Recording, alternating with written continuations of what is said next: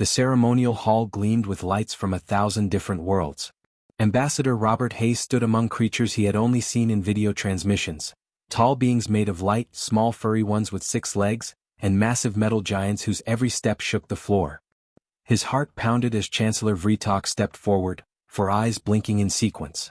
"Humanity, we welcome you to the Galactic Concordat," the alien said, his words translated into perfect English by the device in Robert's ear. "Today you receive your first vessel to join our fleet." Robert's hands trembled with excitement. This was the moment Earth had waited for. A starship.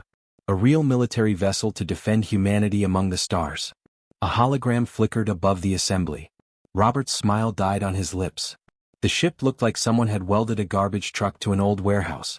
Rust covered the hull in ugly brown streaks. One of the engines hung at a crooked angle, barely attached. The name appeared below the image. Persistence, mining barge, built 2189. That was 58 years ago. Robert heard sounds around him.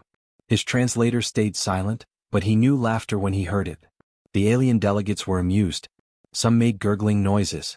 Others clicked mandibles that might have been their version of chuckling. "This vessel has served well in mining operations," Vritok continued, his voice flat. "It features working life support, an old reactor, and equipment suitable for civilian work." "Civilian?" Robert kept his voice steady. "Chancellor, we were promised a military ship. And you have received one appropriate to your species standing. All new members begin this way. Prove yourselves and better ships will follow." The message was clear. Humans were at the bottom. This rusty garbage was their bottom-tier ship. 3 days later, Captain Emma Brooks stood in the docking bay, staring up at the Persistence. Behind her, 47 crew members had gone silent. Their excited chatter died as they saw what would be their home. "Well," said Chief Engineer Thomas Reed, scratching his gray beard, "I've seen worse." "Where?" Lieutenant James Cooper demanded. "My first car. A 1970 Ford Pinto. That thing was held together with hope and wire." Thomas grinned. "Drove it for 12 years though." Emma walked up the boarding ramp. It groaned under her weight like an old man's knees. The airlock door opened with a wheeze that sounded almost painful. Inside, the air smelled like old metal and recycled atmosphere that had been recycled too many times. The bridge made Emma want to cry. Physical switches instead of touch screens. Actual old tube monitors next to flickering hologram displays. The captain's chair had duct tape holding the armrest attached to the seat.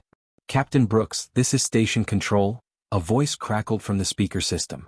"You are cleared for departure in 6 hours. Please run system checks first." Emma pressed the transmit button. It stuck halfway down. She had to wiggle it. "Understood, Control. We will be ready." She let go. The button stayed pressed, transmitting dead air until she smacked it with her palm. Right then, Emma said to her crew, "Thomas, take your people and check every system on this ship. I want to know what works, what doesn't, and what might explode." "Yes, Captain." Thomas was already opening access panels, his team spreading out with tools. James checked the weapons. "What weapons?" James muttered, but he moved to the tactical station. "Everyone else, find your stations. Learn the ship. We launch in 6 hours and I want to know her better than the aliens who built her." 5 hours later, Thomas handed Emma his report. She read it in her tiny quarters while drinking something the dispenser claimed was coffee. The report was 17 pages long. Thomas had used colors: green for working, yellow for questionable, red for dangerous, and purple for, "I don't know what this does." There was a lot of purple. The reactor was designed for steady, weak power, perfect for cutting rocks, terrible for combat. The shields could handle asteroid impacts but not weapons fire. The engines could only push them to 60% of normal Concordat speed. Their weapons were 6 mining lasers meant to cut stone, not armor. No missiles. No torpedoes. Nothing. Emma closed the report and stared at the ceiling. It was close enough that she could touch it without sitting up. "All right, Persistence," she whispered to the ship. "They gave you to us because they think we don't matter. Let's prove them wrong." The departure was quiet. Other ships in the dock, sleek alien cruisers, massive battleships, graceful science vessels, barely noticed as the Persistence undocked with a shudder and limped toward space on engines that coughed blue fire like an old smoker. "Engines online," Lieutenant Rachel Foster reported from the pilot station. "Sort of. We've got 40% power. One fuel injector is clogged. Can we fix it?" Emma asked. "Not while flying. Need to shut down the engine first. Add it to the list." The list was already 3 pages long. The Persistence accelerated away from the station, leaving a trail of flickering plasma behind her. On the bridge, warning lights blinked a steady rhythm that Emma was starting to think might be the ship's normal way of complaining. James looked up from his console. "Captain, I analyzed the mining lasers. Good news, they can fire for a long time without overheating. And the bad news? They take 12 seconds between shots, only work up to 800 meters away, and the targeting computer thinks it's still 2189. It keeps looking for asteroids to mine. Can you fix it? Maybe. Give me a day and I can probably teach it that other ships aren't rocks." Probably. Emma felt herself smile despite everything. This was a disaster. A complete mess of a ship. But it was their disaster. Rally Point Gamma 7 floated in empty space between stars. 12 ships from different alien species waited in formation, their hulls shining and perfect. The Persistence arrived last, looking like someone's grandfather at a track meet. "Persistence, this is Commander Thalaxis of the ship Radiant Dawn," came a smooth voice. "Welcome to the training squadron. We will practice basic flying today. Please stay far back and watch carefully." "Understood, Radiant Dawn," Emma replied. "We'll try to keep up." She heard the tone in his voice. Try to keep up. He expected them to fail. The exercises started simple. Flying in formation, basic positions, response drills. The Persistence struggled. Her engines couldn't match the speed. Her sensors were too slow. Her systems kept switching to mining mode randomly. But Emma noticed something the aliens didn't see. While the other ships flew with perfect programmed precision, beautiful patterns straight from their manuals, the Persistence adapted. When Rachel couldn't match their speed, she changed position instead. When sensors lagged, James learned to guess. When systems failed, Thomas rerouted power in ways that broke 9 safety rules. They weren't flying by the book. They were flying by instinct and stubbornness. "Not bad for a garbage ship," Thomas said over the comm from engineering. "She's ugly but she's ours." Emma leaned back in her taped-together chair, watching the sleek alien vessels dance through space in their perfect formations. "We're just getting started," she said quietly. The other ships had no idea what humans could do with duct tape, determination, and something to prove. 3 weeks into training exercises, the Persistence looked worse than when they started. New dents covered the hull. Scorch marks decorated the sides. One of the sensor arrays hung at a crazy angle after Rachel had clipped an asteroid during a tight turn. But something strange was happening inside the ship. Thomas stood in engineering surrounded by spare parts that shouldn't fit together. A Zephyrian power coupling connected to a human welding torch. Chlorthian fuel lines rerouted through systems the manufacturers never intended. He was breaking every rule in the manual. "This is insane," muttered his assistant, Peter Wright, a young engineer fresh from Earth. "The power flow is completely backwards from the specs." "Specs are suggestions," Thomas replied, connecting another wire. "Watch." He activated the modified system. The lights flickered, then burned brighter. The reactor hummed with 15% more power than it was rated for. "That should be impossible," Peter whispered. "Add it to the list." Thomas grinned. On the bridge, James and Rachel were conducting their own experiments. The targeting computer had finally given up trying to find asteroids to mine. Now it just made angry beeping sounds whenever James turned it on. "Forget the computer," James said, switching it off completely. "I'll aim manually."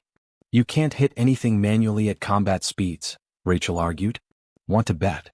During the next exercise, when the training drones appeared, James fired the mining lasers by hand, using instinct and timing instead of computer calculations.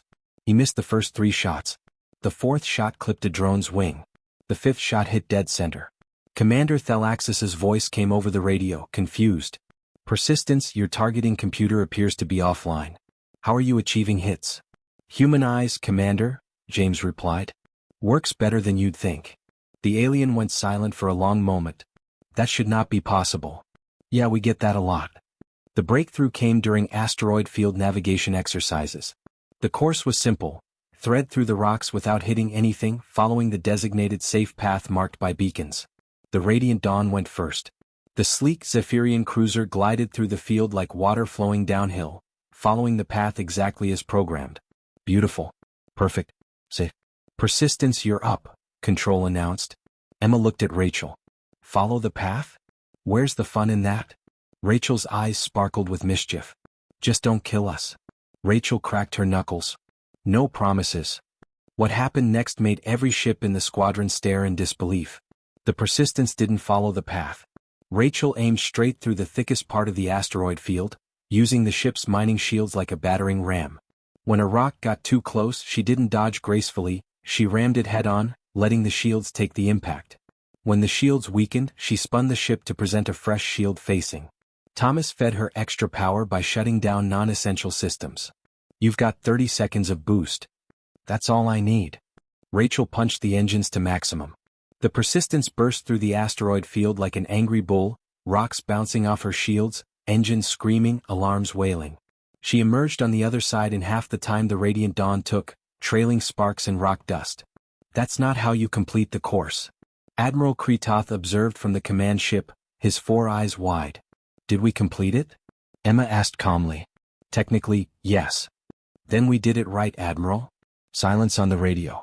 Then Emma heard something she never expected, alien laughter. "Not mocking this time." Impressed. "Persistence," Thalaxis said, his voice carrying genuine respect.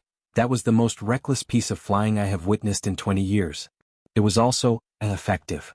Over the following weeks, something unprecedented happened. Other crews started watching the Persistence's exercises. Not to laugh, to learn. A young Zephyrian pilot asked Rachel how she calculated her asteroid ramming angles. "I don't calculate," Rachel explained. "I just feel it. You see the rock, you know your shields, you know your speed. The math happens in your gut." "That is not proper procedure." "No, but it works." More aliens started asking questions. How did Thomas get more power from systems than they were rated for? How did James hit targets without a working computer? How did the Persistence keep flying when she should have fallen apart? The answer was always the same. They ignored what shouldn't work and focused on what did. One evening, Emma found a Clorthian engineer named Margaret standing outside the Persistence, just staring at the ship. "Can I help you?" Emma asked. "I am trying to understand," Margaret said, her mechanical voice thoughtful. "Your vessel is inferior in every measurable way. Weaker engines, older weapons, damaged systems. Yet in exercises, you often outperform ships 3 times more powerful. How?" Emma looked up at her ugly, scarred, taped-together ship. "Because we don't accept that someone else's limits are our limits. They built this ship to dig rocks. We're teaching her to fight. She's learning. Ships do not learn. Ours does. Because we don't treat her like a machine we operate. We treat her like a partner we work with." Margaret was silent for a long moment. "I would like to request transfer to your crew." Emma blinked in surprise. "You want to serve on the Persistence?" "Why?" "Because in 12 years of service I have followed every rule perfectly. I have achieved exactly what was expected. Nothing more." Margaret's optical sensors focused on Emma. "I want to learn what happens when you stop following rules and start making them." "It's dangerous. Things explode. Systems fail. We nearly died twice last week." "Yes," Margaret said. "But you are alive. You are flying. You are doing impossible things." She paused. "That is more interesting than being safe." Emma smiled. "Welcome aboard, Margaret. Try to keep up." Over the next month, 4 more aliens requested transfers. A Velcari navigator. 2 more Zephyrian officers. Even a silent Vexarii tactical specialist who spoke 3 words, "Teach me chaos." The Persistence's crew swelled to 65 members from 8 different species. They didn't fly like a Concordat vessel anymore. They flew like a pack of wolves who'd learned to hunt together, unpredictable, adaptable, and absolutely refusing to quit. During a combat drill against advanced training drones, the Persistence tried something no one had seen before. They used their cargo bay as a weapon, filling it with debris, then opening the bay doors at high speed, launching the junk like a shotgun blast. It shredded 3 drones instantly. That violated 15 safety protocols, Admiral Kretoth observed. "Did it work?" Emma asked. "Devastatingly." "Then maybe the protocols need updating, Admiral?" Thomas was listening from engineering, welding torch in hand. He smiled at his mixed-species crew working around him, breaking rules and building something new. "You know what, Captain?" he said over the comm. "I think we're onto something here." "What's that?" "The galaxy's been fighting the same way for 1,000 years. Perfect formations. Standard tactics. Everything by the book." He connected another impossible wire configuration. Maybe they just needed someone too stupid to know what's impossible. Emma laughed. "We're not stupid, Thomas. We're human." "Same thing," he replied cheerfully. But as Emma watched her crew work, human and alien together, learning from each other, creating tactics no manual covered, she realized something important. They weren't just teaching aliens to fight like humans. They were teaching the galaxy that rules were just starting points. And the real battle hadn't even begun yet. The alarm screamed at 3 in the morning. Emma bolted upright in her bunk, heart racing before her mind fully woke. Red emergency lights bathed everything in blood. All ships to battle stations. The fleet-wide announcement cut through the darkness. The Ravagers have entered Concordat space. This is not a drill. Emma ran to the bridge in her sleep clothes, not bothering to change. Her crew was already there, faces pale but determined. The main screen showed something out of nightmares. Ships. Thousands of them. But these weren't metal vessels like the Concordat built. These were alive. Organic hulls that pulsed and writhed. Weapons that grew from their bodies like tumors. The Ravagers had come. "Captain, we're receiving orders," David Miller said from communications. "All support vessels to evacuate civilians from Epsilon Reach. Combat ships will engage the enemy." Support vessels. That's what they still called the Persistence. A mining barge playing soldier. "How many civilians?" Emma asked. 15,000 on the station and transports. "We're to escort them to safety while the fleet fights." Emma watched the tactical display. The Concordat fleet assembled in beautiful formation, 200 warships representing the galaxy's finest. They moved with perfect coordination, textbook precision, everything by the manual. The Ravagers tore through them like paper. Those organic ships learned faster than anything Emma had ever seen. A Zephyrian cruiser fired energy weapons. The Ravagers' shields adapted and the next shot bounced off harmlessly. A Clorthian dreadnought launched missiles. The Ravagers grew new defenses that swatted them away like flies. "Fleet command to all ships." Admiral Kritatha's voice was steady, but Emma heard the fear underneath. "Fall back to secondary positions. They're adapting too quickly. 12 warships gone in 5 minutes. 30 more damaged and retreating." The perfect formations meant nothing when the enemy could learn and counter everything. Emma looked at the tactical display. The civilian transports hung behind the retreating fleet, defenseless. Slow. Easy targets. The Ravagers would reach them in minutes. "Captain?" Rachel's voice was quiet. "Orders." Emma made a decision that changed everything. "Thomas, can you overload the mining lasers?" "All 6 at once." Silence. Then Thomas's voice came through, careful. "Yes. But Captain, that will cause a massive explosion. We'll be at the center of it." "How big?" 3 kilometers. Maybe more. Nothing survives that. James turned from his station. "Captain, we're assigned to evacuation." "Fleet Command." "Fleet Command is about to lose 15,000 civilians because every combat ship is retreating." Emma's voice was steel. "We're the only vessel in position to do something." "We'll die," Rachel said simply. "Yes, probably. But those civilians will live." Emma looked at her crew. Humans and aliens together. "Family. I can't order you to do this. If anyone wants to take an escape pod, do it now. No shame. No judgment." Nobody moved. Margaret, the Clorthian engineer, spoke in her mechanical voice. "Captain, I transferred to this ship to learn what happens when you break the rules. I believe this qualifies." "I'm in," James said. "Me too," Rachel added. One by one, every crew member confirmed. 65 voices.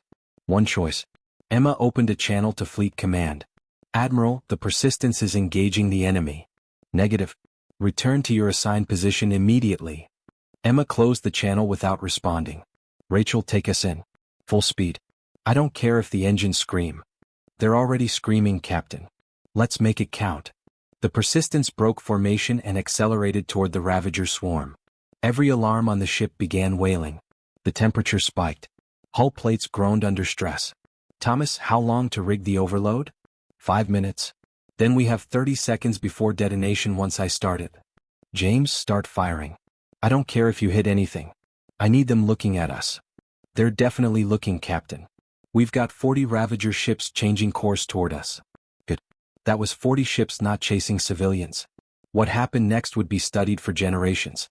The Persistence didn't fight like the Concordat ships. She didn't maintain formation or follow engagement doctrine. She fought like a wounded animal, vicious, unpredictable, and absolutely refusing to die quietly. Rachel threw the ship through maneuvers that made the inertial dampeners scream. She spun the Persistence on its axis to bring fresh shield facings into fire. When shields failed, she angled so shots hit non-critical sections. She used every dirty trick she'd learned, every impossible maneuver she'd practiced. James fired the mining lasers and patterns meant to confuse rather than kill. He aimed for sensors, engines, anything that would hurt. When the targeting computer finally died, he switched to manual, using pure instinct. The Ravagers adapted to their weapons quickly. But they couldn't adapt to chaos. A Ravager ship latched onto their hull, organic tendrils punching through armor. Emma felt the ship shudder. Seal sections 12 through 15. Vent them to space. The explosive decompression tore the Ravager loose. It also killed 3 crew members who hadn't evacuated in time. Emma forced herself not to think about it. Mourn later. Survive now. 2 minutes. Thomas called from engineering. Captain, when this blows, I need to be here to manage it. The detonation has to be controlled or it won't work. Emma understood. Thomas was staying behind, sacrificing himself to save the others. Thomas? Take care of her, Captain. The Persistence deserves better than a scrapyard. His voice was calm. At peace. 30 seconds to detonation. James shouted. All hands brace for impact. Emma gripped her armrests. Rachel, emergency burn on my mark. Get us clear of the blast radius. Thomas? Emma tried again. It's been an honor, Captain. See you on the other side. The comm clicked off. Mark? The Persistence's engines roared at maximum. The ship leaped forward, away from the Ravager formation. 20 seconds. 15. 10. In engineering, Thomas Reed stood alone at the reactor console. He thought of his old Ford Pinto, held together with hope and wire. Thought of this beautiful garbage ship he'd learned to love. He smiled and pressed the button. The explosion lit up space like a newborn star. 47 Ravager ships simply ceased to exist, vaporized by energies that shouldn't have been possible. The blast wave caught the Persistence's stern, tearing away her entire aft section and sending her tumbling through space. On the bridge, consoles exploded. Emma hit the floor hard.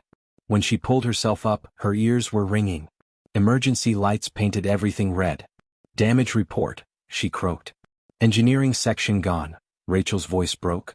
Thomas is gone. The tactical display flickered back to life.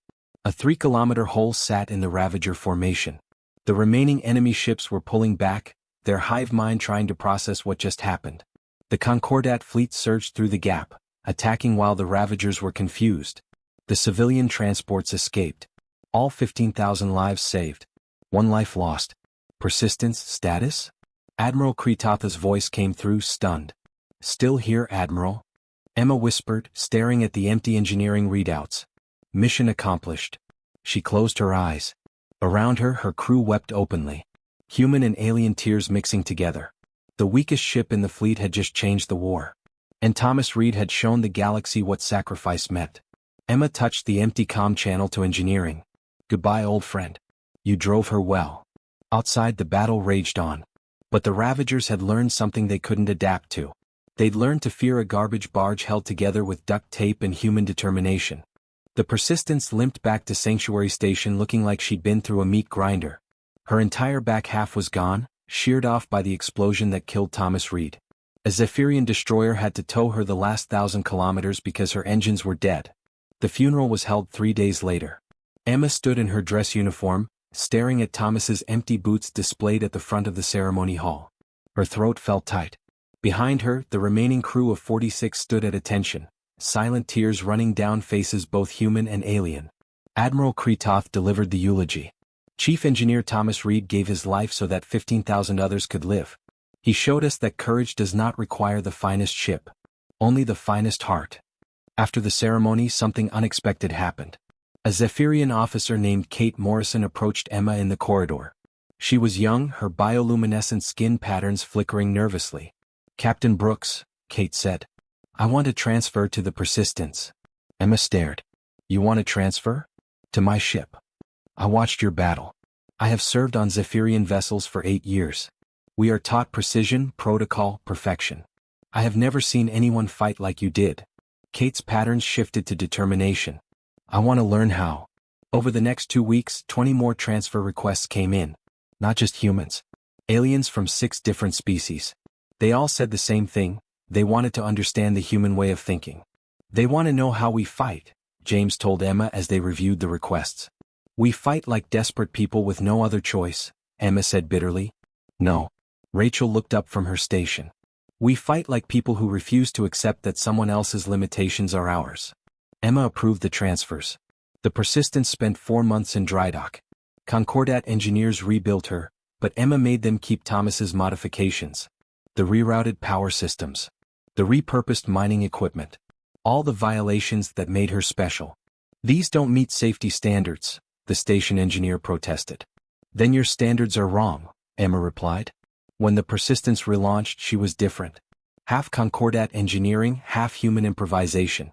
Her crew of 65 represented 8 species, all volunteers who wanted to learn what Thomas had started teaching. Their first mission back was simple: training exercises with the 5th Fleet. But this time, everything had changed. Combat Scenario 17, Admiral Kretoth announced. Enemy ships entering the system. Fleet will respond with standard defensive formation. The Concordat ships formed perfect patterns, overlapping shields, coordinated firing zones. Beautiful. Precise. Predictable. The Persistence broke formation immediately. Persistence, you are out of position. Fleet Command called. Negative, Command, Emma replied. We're exactly where we need to be. She had realized something during the Battle of Epsilon Reach. The Ravagers adapted so fast because Concordat tactics were so predictable. Every species fought by their manual. Every formation had been used 1,000 times. The hive mind just needed to see a tactic once to counter it forever. But what if you never used the same tactic twice? Rachel, random maneuvers. Make them up as you go. There's no protocol for that, Kate said from the co-pilot seat. I know. That's the point. The Persistence began moving in patterns that made no tactical sense. Random accelerations. Pointless position changes. To observers it looked like a drunk pilot. To Emma's crew it was jazz in space. James, fire at will. There are no targets yet, Captain. Then make them think there are. James and Kate worked together, firing shots into empty space. Creating false sensor readings. Heating up dust clouds to look like cloaked ships. Making phantom threats that weren't there. When the training drones appeared, programmed with captured Ravager tactics, they expected predictable Concordat patterns. They found chaos instead. The drones tried to adapt to the Persistence, constantly recalculating, predicting, analyzing. While they were busy adapting to chaos, the rest of the Concordat fleet, still in perfect formation, destroyed them easily. Exercise complete, Admiral Kretoth announced, all 4 eyes wide. Enemy drones neutralized in 4 minutes. Previous record was 19 minutes. Silence on the fleet channel. Persistence, explain your tactics. Emma smiled. We didn't have tactics, Admiral. That was the whole point. Over the following months, the Persistence became a floating laboratory. They didn't just fight. They experimented. They failed. They learned. Peter Wright, now chief engineer after Thomas's death, worked with Rachel to create what they called impossibles. Maneuvers that combined different species technology in ways no one had tried. A Zephyrian shield frequency paired with Clorthian engine timing created momentary invulnerability. This shouldn't work, Peter kept saying, his mechanical voice awed. The frequencies are incompatible. But it does work, Rachel grinned. So maybe physics is wrong. Physics cannot be wrong. Watch me prove otherwise. Margaret Gray, the Vexarii tactical officer, contributed something new: psychological warfare. Her species understood fear on a deep level. They were predators from a death world. The Ravagers are a hive mind, she explained in her clicking speech. They do not feel individual fear. But they understand efficiency. What if we make them think fighting us is inefficient? During a small battle at Praxis Station, they tested Margaret's theory. As Ravager ships closed in, David opened all channels and broadcast human music. Death metal. Screaming guitars. Pounding drums. The Ravagers hesitated. Their hive mind tried to process this sensory attack, looking for tactical purpose. There was none. It was just noise. Confusion. Chaos. That 7-second hesitation let the Concordat fleet strike first and win. Did we just weaponize music? James asked, amazed. We weaponized confusion, Emma corrected. Thomas would have loved this. His name still hurt. But Emma kept saying it, refusing to let him be forgotten. Admiral Kretoth visited the Persistence after the Praxis battle. He walked through corridors that were half alien technology and half human duct tape, past crew members from 8 species working together in ways that violated cultural protocols. On the bridge, he found Emma reviewing battle footage with her mixed crew. Captain Brooks, he said formally. High Command has a message. You are not rewriting our tactics. You are rewriting how we think about warfare. Can this be taught? Emma looked at her crew. Human James beside Zephyrian Kate. Clorthian Peter arguing with human Rachel about physics. Vexarii Margaret teaching psychological warfare to a Velcari officer. It can't be taught like doctrine, Emma said slowly. But it can be learned. Explain. Your species have good rules built on centuries of experience. But you treat rules as limits. We treat them as starting points. She gestured at her crew. They're learning to think like humans. To see problems without assumptions. To ask, what if instead of what should? Kritatha's translator hummed. You are saying we must unlearn our certainty. I'm saying certainty is what the Ravagers count on. Emma pulled up a star chart. They've consumed 17 civilizations. Every one fought with their version of perfection. The Ravagers adapted to perfection. And chaos cannot be adapted to. Controlled chaos, Emma corrected. We're not random. We're creative. The Admiral studied the chart. High Command is establishing a training program. The Adaptive Tactics Institute. You will lead it. Your crew will teach others. We have 6 months before the Ravagers return. Emma felt tears coming. She pushed them down. Then we'd better get started. 6 months. 47 new ships. 2,000 officers trained in chaos doctrine. The persistence at the center, ugly and scarred and refusing to be anything but herself. They were ready. The Ravagers were coming for the final battle. The warning came at 4:30 in the morning. Emma was already awake, staring at Thomas's old notes on her tablet. She'd been reading them every night for 6 months, trying to understand his final equations. Captain to the bridge. David's voice carried pure terror. It's all of them. Every single Ravager ship. Emma ran. The bridge crew was already at stations, faces pale in the red emergency lighting. The main screen showed a nightmare made real. Thousands of red icons bloomed across the display like blood flowers.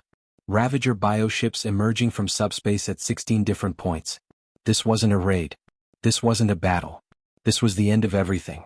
All ships, battle stations. Admiral Kritatha's voice rang across the fleet. The Ravagers are targeting Sanctuary Prime. 6 billion people depend on us. We will not fail. Emma looked at her crew of 65. Humans and aliens who had learned to think together, fight together, break rules together. Through the viewport, she could see the other ships of her squadron, 47 vessels staffed by crews trained in adaptive tactics. Captain, Rachel said quietly, sensors are detecting a Ravager command ship at the center of their formation. 3 kilometers across. It's coordinating the entire hive mind. Kate pulled up analysis data. That bioship is controlling everything. The neural processing power must be massive. Emma stared at the pulsing organic mass on her screen. An idea formed. Crazy. Impossible. But that had never stopped them before. James, reactor status? Fully operational. Why do I have a bad feeling about this? Because you're smart. Emma pulled up Thomas's old notes. At Epsilon Reach, Thomas tried to overload our reactor to create an explosion. But he was also trying something else. She displayed equations on the main screen. Peter Wright, their chief engineer since Thomas died, leaned forward. These calculations describe quantum entanglement, Peter said slowly. He was trying to link our reactor to the Ravager ships at a subatomic level. He didn't have time to finish, Emma continued. But I've been working on it for 6 months with scientists from the Institute. Quantum entanglement creates a connection between particles. If we can generate a strong enough field and target that command ship. Margaret's clicking voice finished the thought.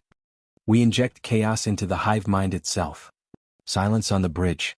Captain, Rachel said carefully, that would require overloading our reactor beyond anything Thomas attempted. The energy requirements would kill us. Yes, Emma said simply.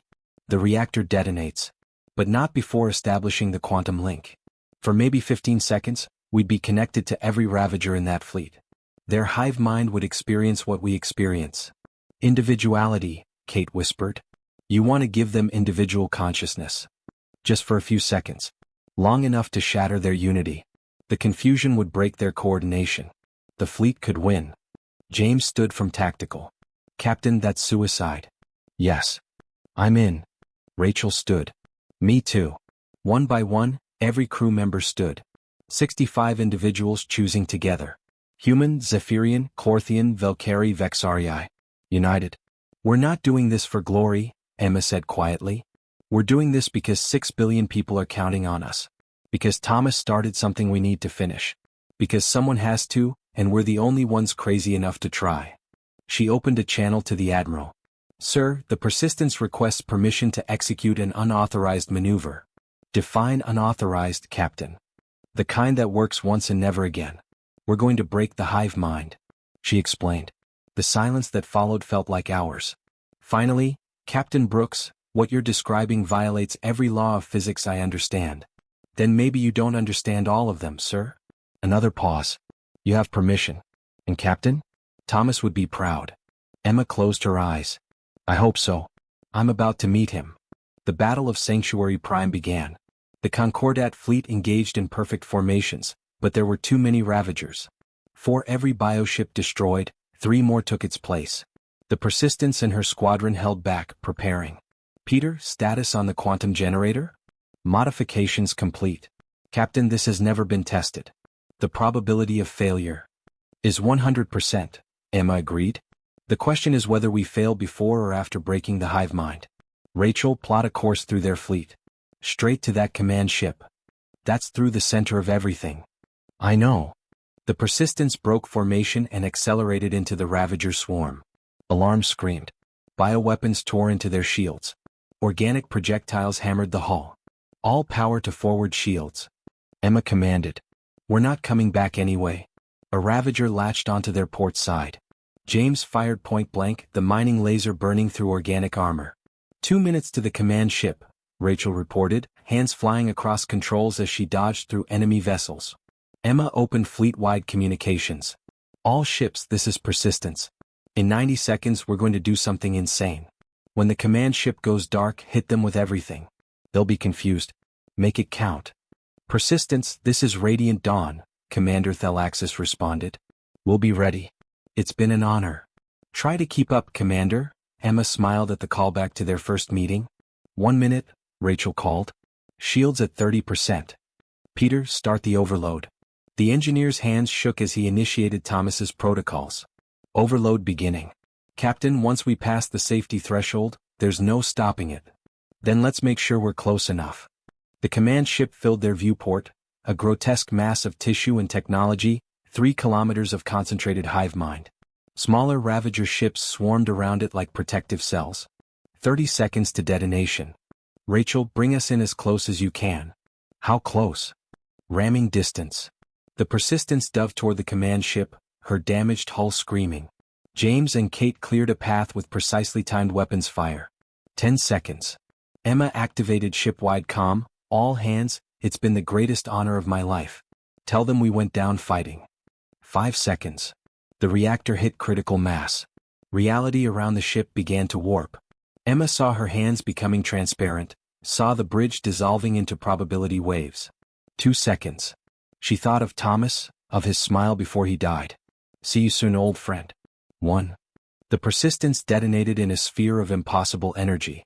But this wasn't a normal explosion. This was reality itself breaking. 15 seconds, every Ravager bioship within 5,000 kilometers became quantum entangled with the dying human vessel. The hive mind, that vast consciousness spanning millions of organisms, suddenly experienced something it had never known. Individual thought. Inside each Ravager ship, crew organisms felt themselves separating from the whole. Felt fear. Confusion. The terrifying sensation of being alone inside their own minds. The hive mind shattered like glass. From the Radiant Dawn, Commander Thalaxis watched the Ravager fleet simply stop. Ships drifted. Weapons ceased. The perfect coordination dissolved into chaos. All ships attack now. Admiral Kretoth commanded. The Concordat fleet surged forward. Without hive mind coordination, the Ravagers couldn't adapt, couldn't survive. Individual bioships fled in random directions. Some fought each other in confusion. The battle that should have lasted days ended in hours. When the last Ravager jumped to subspace, fleeing in panic, the fleet floated in silence, surrounded by debris and the slowly expanding cloud of particles that had been the Persistence. 65 lives lost. 6 billion saved.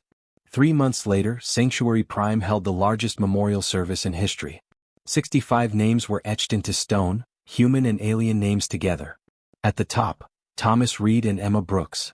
Admiral Kretoth stood before the assembled fleet. They gave humanity a mining barge because we thought humans were weak.